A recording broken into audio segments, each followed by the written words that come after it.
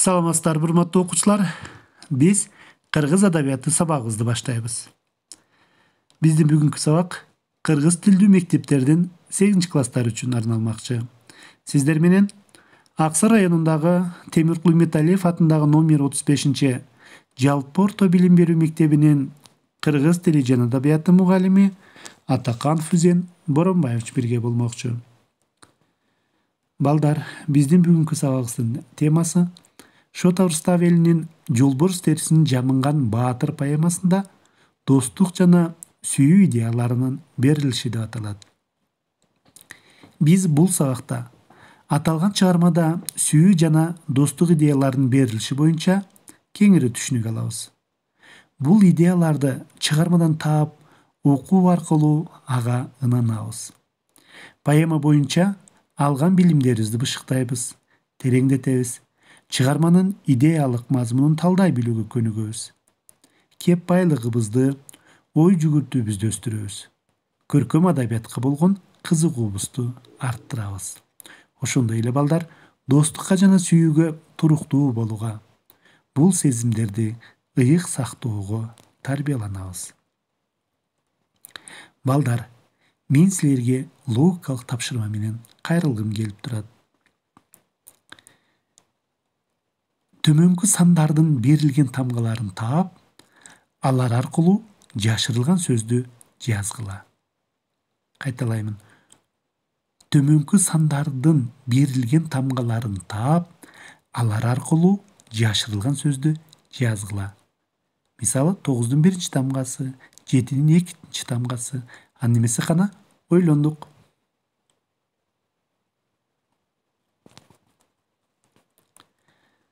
Кана логикалык тапшырманын жандырмаңын таптыңыздарбы? Азаматсыңар. Анда жооп кандай экен? Туура айтасыңар балдар. Тесттик иш. Анда эмесе биз азыр тесттик иш иштейбиз. Өтүлгөн сабак боюнча тесттик ишке кезек берели. Биринчи көнүгүү. Аталган поэманы Алкул Усмонов кандай которгон? А. Сөзмө-сөз. Б. Биргеликте. В. Эркин. Г. Айласыздан. Экинчи көнүгүү. Акын бул чыгарманы которууну качан баштаган? А. 1937 жылы. Б. 1938 жылы. В. 1939 жылы. Г. 1936 жылы. Үчүнчү көнүгүү. Ырдайлы күч жеткенче, көл кылып көздүн жашын алдан эче. Бош орунга тиешелүү сөздү койгула. А. Шот Руставелини. Б. Тамар Шааны. В. Алыкулду. Г. Жолборсторду. Кана эмесе балдар, тесттик көнүгүүнү баштадык. Бул тесттик көнүгүүлөрдү силер туура жана так аткарат деп ойлоймун. Ал силердин мурунку сабактарды кандай түшүнүп, кандай өздөштүргөндүңөргө байланыштуу болот.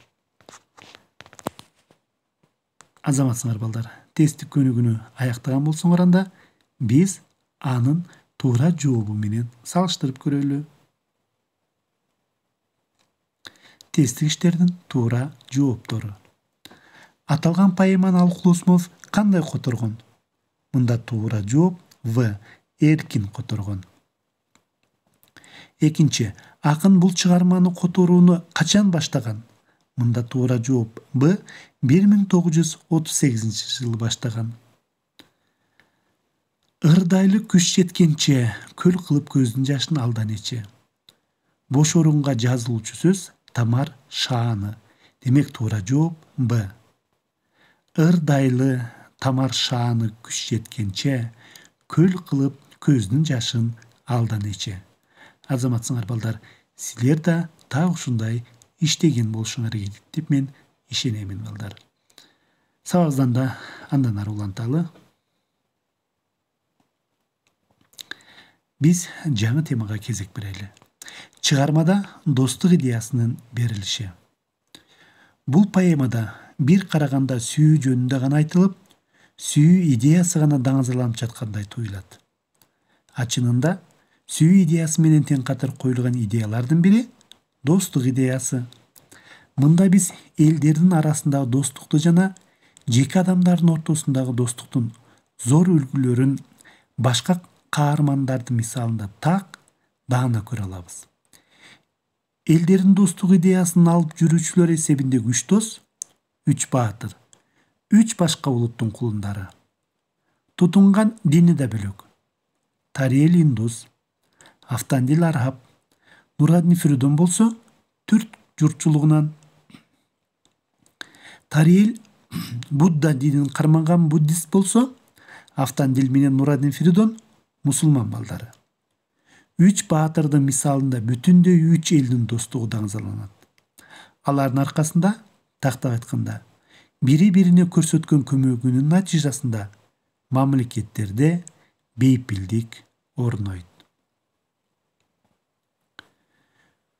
Үч баатырдын достугу бизге үлгү. Чыгармадагы үч баатыр Тариэл, Автандил жана Нураддин Фиридон достуктун шертин так аткаруу, досторуна жардам берүү максатында бардык кыйынчылыкка даяр турушат. Жада калса, сүйгөн жарларын да алыска таштап, достукка кол сунуп, узак сапарда жүрүшөт. Алардын максаты махабаттан азап жеген Тариэлге жардам берүү. Достуктун бийик экендиги үч баатырдан башка тина-тында баалап, Автандилди жардам берүүсүн өтүнөт. Чыгармада үч шарт бар аткара алсаң курдаштыкта. Биринчи кошо жангын махабатка, экинчи колтугунан жөлөп тургуз казатта ок жаңылып чыгыларда, үчүнчү караан болгон азаматка кыйындык чындап башка түшкөн чакта деп шарт коюлат. Бул шарттарды үч баатыр так аткарышат. Үч баатырдын кажеттерге жасаган чабуулунун сүрөттөлүшүнө кезек берип көрөлү балдар. Мен көрөм үч баатырды, үч арстанды, нурданткан жүздөрүнөн жерди асманды. Багынып бул ааламдын планети бактылуу даңгыраган жолго салды. Тариэл эң алдыда жолдон кайтпас, ошондой бир көкөөдө артындагы. Алдынан Тариэлдин ким чыга алат? Андайлар ошол замат ажал табат. Автандил Фиридонго ким даай алат? Андайлар аман калбай баш алынат. Уккула ошондогу согушта айтам, максатым төкпөй чачпай баяндамак. Балдар, биз азыр Исрадин Аманбаевдин аткаруусунда Нестен Дарыжан аттуу ырын угалы да сабагыбыздан ары уланталы.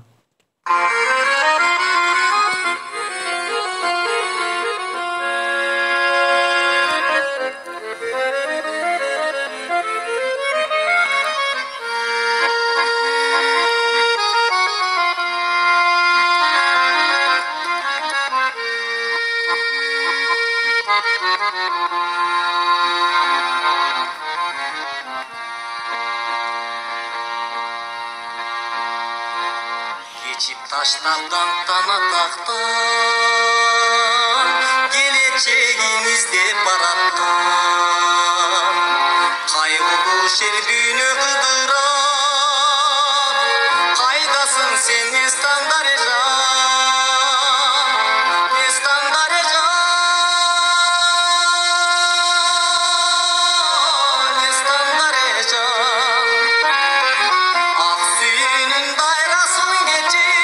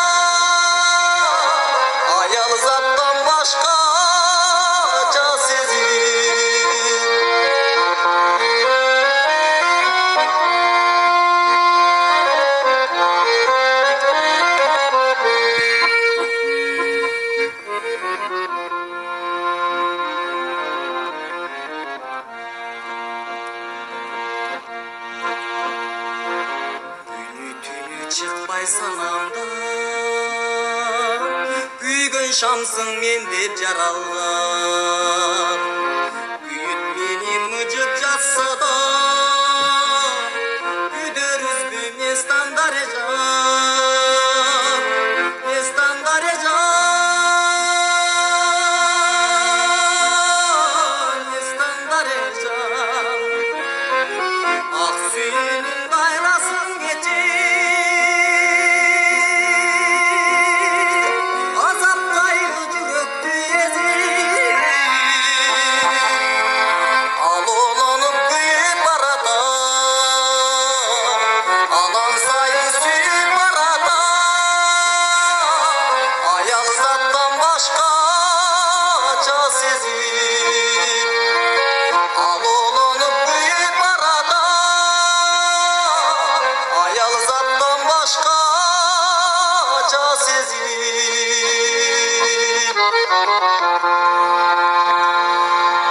аял заттан башкача сезip.